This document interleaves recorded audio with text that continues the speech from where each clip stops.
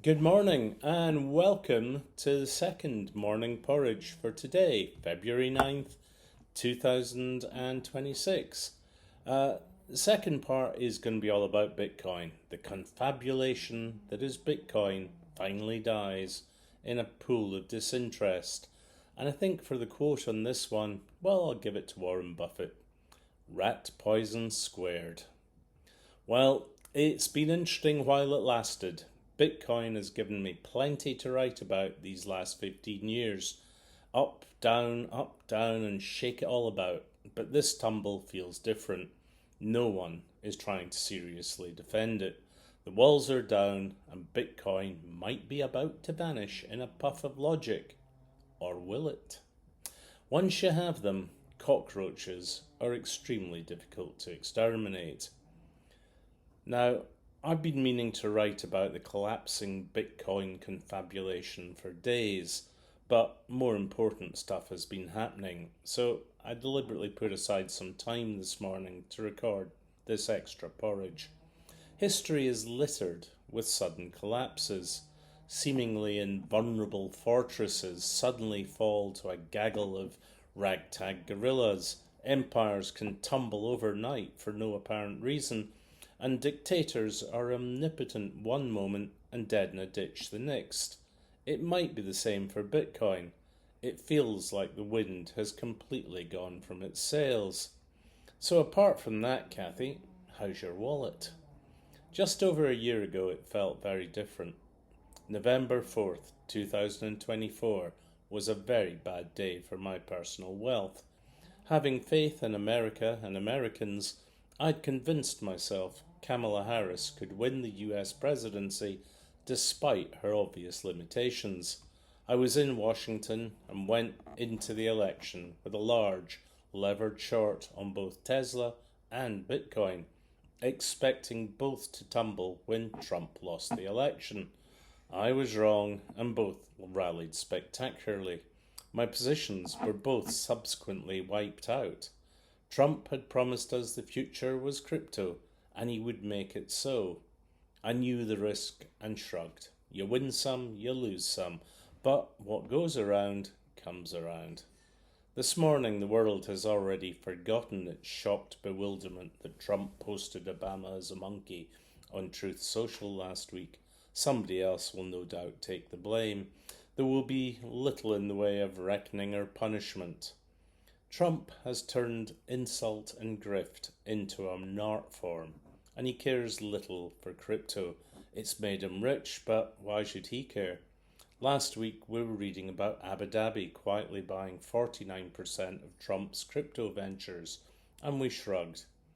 Trump ain't daft. He's spread the risks of his efforts to kryptonize the US economy to his own personal benefit.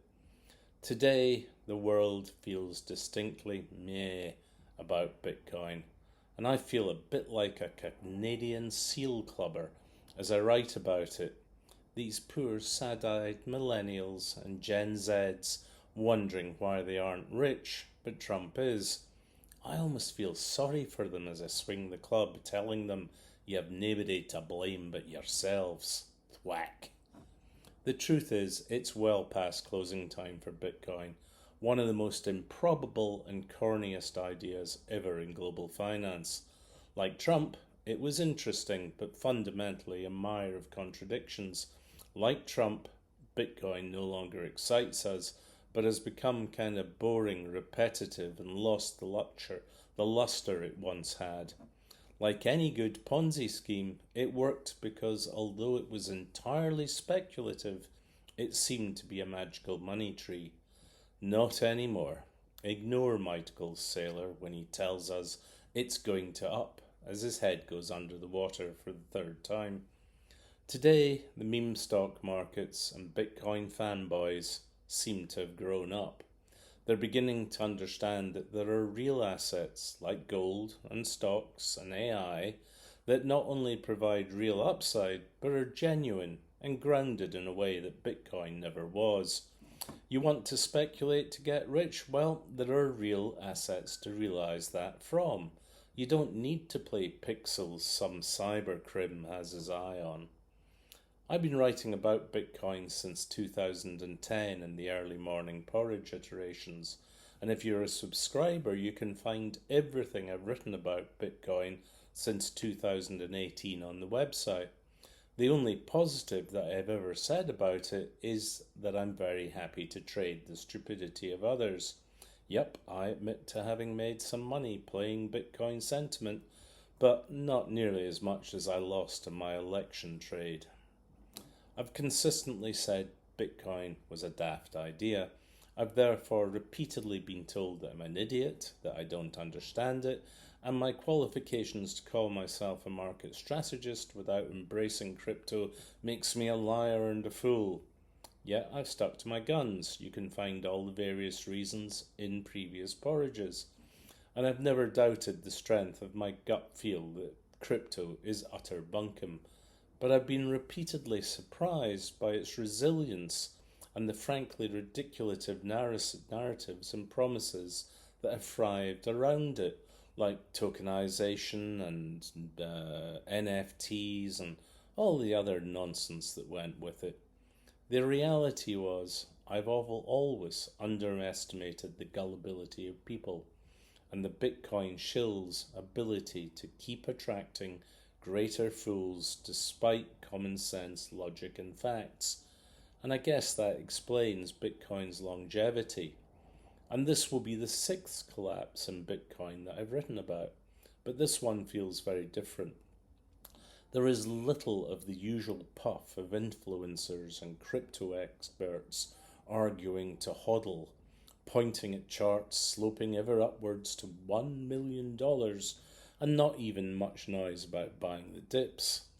Some of the more thoughtful crypto analysts are still on the wires, and they're warning there may be more trouble to come.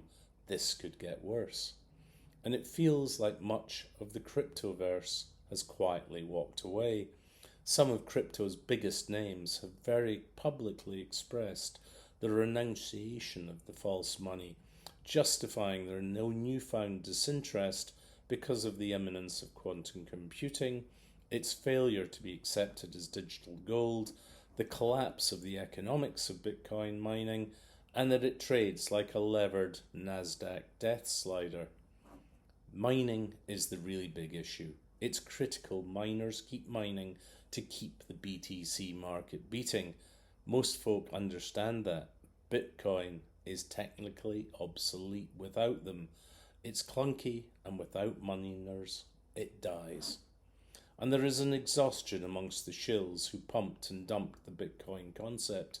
They've given up making noise and telling lies around institutional adoption, which actually only meant that BlackRock was happy to sell you retail Bitcoin ETFs. And if the need to hold it in a balanced portfolio defines smart investment, then call me stupid. Bitcoin has frankly lost its mojo. Enthusiasm for crypto has not waned, it's simply walked away. And I suspect that many of the former Bitcoin shills, barkers, and influencers have moved into selling AI. Just check out your socials and LinkedIn feed for multiple offers every day to AI up your business, sell you agents, advice, and experience and expertise, all with the same breathless "I'm an expert and you know nothing" pitch that the shills employed. It makes me laugh out loud. Back in 2010, I was quite excited about the concept of digital money.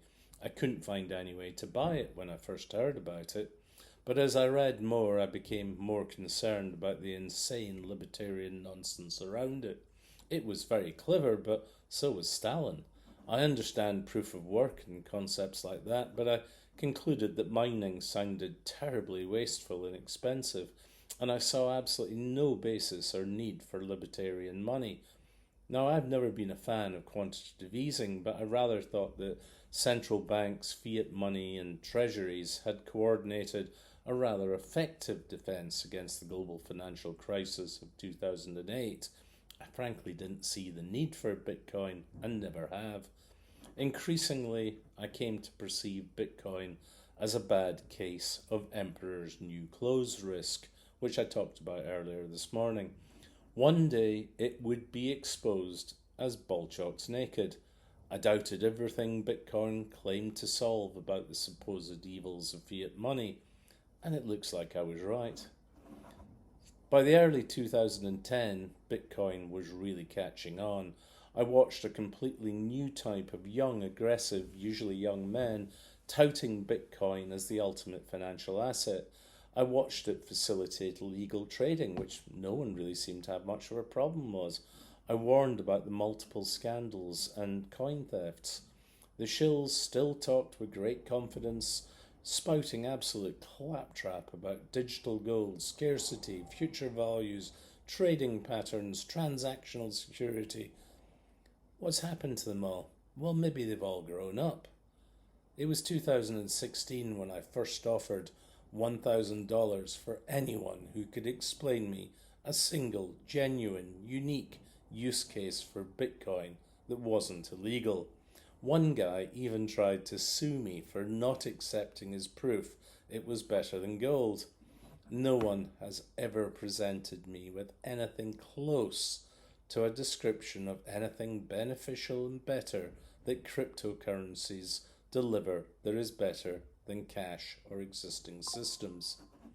And now it feels like it's all over, and frankly I'm going to miss Bitcoin because it was just easy to tell people how nonsense it was. So that's the end of Bitcoin, except of course that it won't be.